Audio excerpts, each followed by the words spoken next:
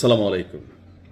দিল্লি না ঢাকা, এটা একটা ন্যারেটিভ ছিল, কিন্তু এই ন্যারেটিভের যারা উদ্যোক্তা জামাত ইসলাম বা অন্যান্য যেই এনসিপি আছে, তো দিন শেষে ভারতের সাথে ভালো সম্পর্ক জামাতও যেমন চায়, বিএনপিও তেমন চাইছে, আর আওয়ামী লীগ তো করছে।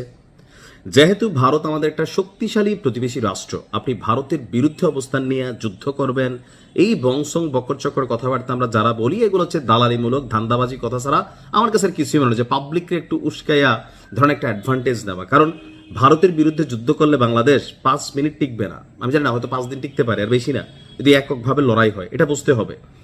এখন গেল 18 মাস আওয়ামী লীগ সরকার পতনের পর ভারতের সাথে বাংলাদেশের সম্পর্ক খুবই খারাপ ছিল। এই খারাপটায় রাজনৈতিকভাবে তাদের কোনো সমস্যা ছিল না, কারণ যারা ভারত জানা তারা সিঙ্গাপুর চলে যাবে, টাকা আছে, ধান্দার টাকা। কিন্তু যারা চিকিৎসা সহ বিভিন্ন ইস্যুতে ব্যবসা বাণিজ্য লেনদেন, ট্যুরিজম, ট্যুরিস্ট, অথবা ধরেন যারা বিদেশে গমনে ইচ্ছুক, বিভিন্ন দেশের অ্যাম্বাসিগুলা আমরা ভারতে গিয়া আপনার মানে সেখানে অ্যাম্বাসি ফেস করতে হয়। তো এরকম অনেক ইস্যুতে ভারতের উপর আমরা নির্ভরশীল ছিলাম, আর সীমান্ত নিরাপত্তা আরও বিভিন্ন বিষয় তো আছেই।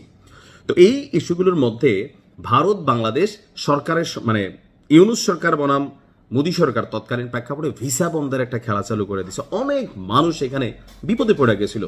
তো দিন শেষে জনাব তারেক রহমান ক্ষমতায় আসার পর একটা ব্যতিক্রমী উদ্যোগ নিয়েছেন। বন্ধুত্বের প্রথম ধাপটা, প্রথম পদক্ষেপটা তারেক রহমান নিজে নিয়েছেন, অর্থাৎ উদ্যোগটা তিনি নিজেই নিয়েছেন। তো কি উদ্যোগ নিলেন? বাংলাদেশ হাই কমিশন, যেটা আমাদের ভারতের রাজধানী দিল্লিতে অবস্থানরত, সেই হাই কমিশন থেকে দীর্ঘদিন যাবৎ ভারতের জনগণকে বাংলাদেশে ভিসা দিচ্ছিল না। তবে এই খেলাটা কিন্তু ভারত শুরু করছে। ভারত যখন বাংলাদেশের ভিসা বন্ধ করলো, পাল্টা পদক্ষেপ হিসাবে বাংলাদেশ ও ভারতের ভিসা বন্ধ করলো। আর এই ভিসা বন্ধাবন্ধির খেলায় দুই দেশের সাধারণ মানুষ, জনগণ, ব্যবসায়ী সবাই কিন্তু বিপাকে ছিল।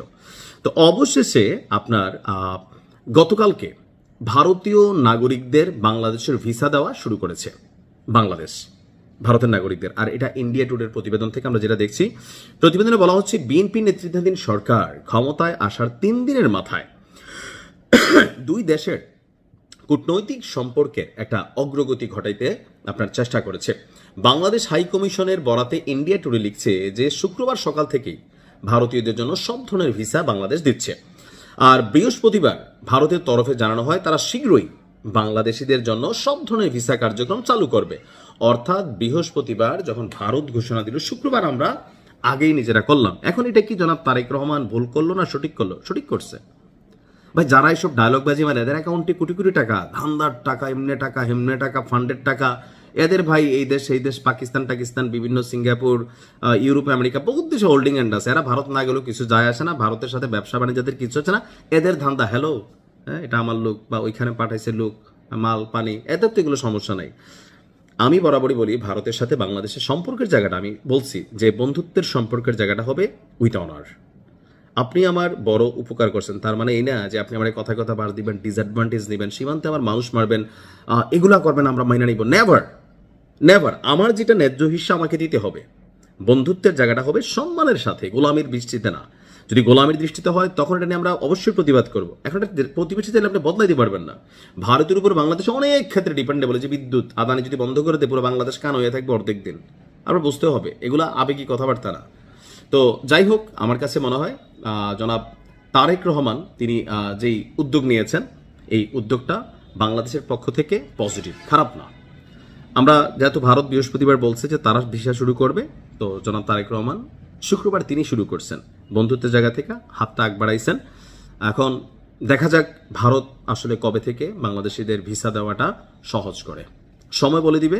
পররাষ্ট্রনীতি হবে দেশের জন্য, পররাষ্ট্রনীতি হবে রাষ্ট্রের জন্য, মানুষের কল্যাণের জন্য। ভালো থাকুন। আসসালামু আলাইকুম।